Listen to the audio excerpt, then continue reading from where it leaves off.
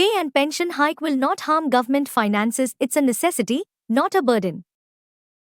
Honoring public servants, strengthening the nation. Respected dignitaries, esteemed colleagues, and my dear friends.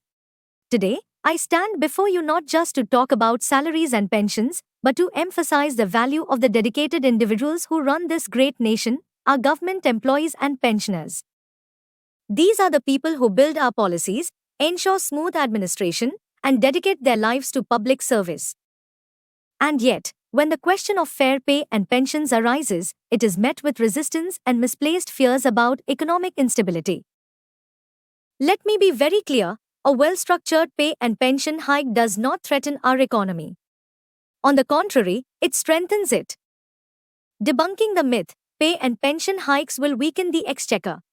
Time and again, we hear concerns that increasing government salaries and pensions will widen the fiscal deficit, draining resources meant for infrastructure, healthcare, and social welfare. But let's look at the facts. Pay revisions are not arbitrary or frequent, unlike the private sector, where annual increments are the norm. Government pay revisions happen once every 10 years through the Central Pay Commission, CPC. This long gap allows for financial planning and phased implementation, ensuring stability rather than disruption. Higher salaries boost the economy. When government employees have better salaries, they spend more, driving demand, increasing production, and ultimately generating tax revenue. Every rupee spent by a government servant contributes to GST, corporate tax, and income tax collections, fueling the very economy that critics claim is at risk. Pension is a right, not a charity. Pension is not a handout, it is a deferred wage, earned through years of dedicated service. Denying pensioners fair compensation means pushing them towards financial insecurity and government welfare schemes. Isn't it ironic? When a pensioner is paid well, they are independent. When they are underpaid, they become a burden on welfare funds. Which is the better option? India's wage bill is well below global norms. In developed nations, government wage bills form 10 to 15% of GDP. In India, it stands at just 5 to 6%, hardly excessive. If other countries can afford to pay their government servants fairly, why should India hesitate? The hidden pay cut, the squeeze on the and pension calculation. One of the greatest injustices faced by government employees and pensioners is the flawed mechanism of dearness allowance, DA. DA is meant to offset inflation, but it is based on outdated indices and fails to reflect real expenses like medical costs, education, and rent. By the time a DA hike is approved, inflation has already eaten into its value. Similarly, while DA is paid throughout an employee's service, it is shockingly excluded when calculating pension.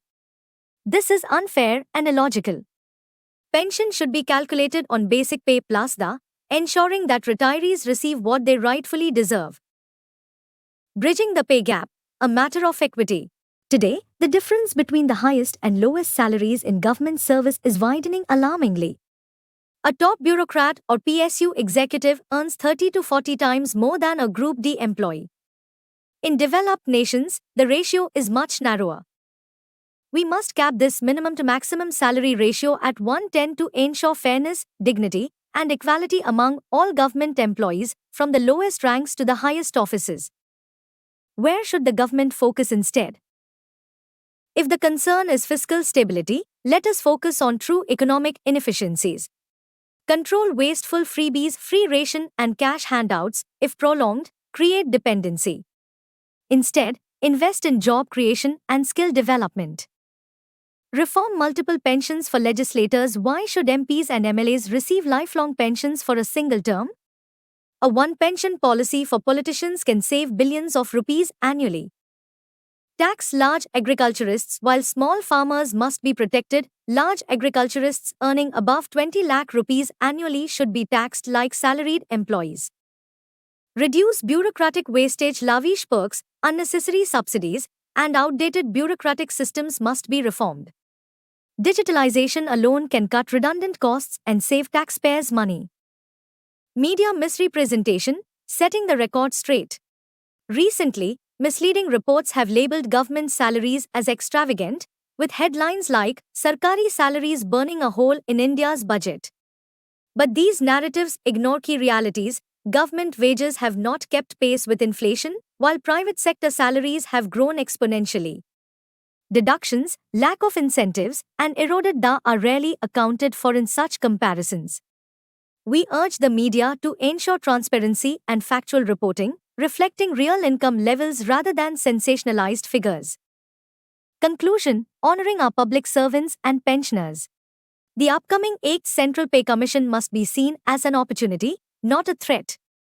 It is a moment to restore the dignity of those who serve this nation with dedication.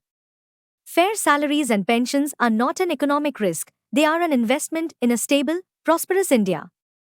Let us ensure that this pay commission upholds the principles of justice, honors legal verdicts, and follows the Constitution in both letter and spirit. Because a nation that respects its employees and pensioners is a nation that respects its future. Jai Hind.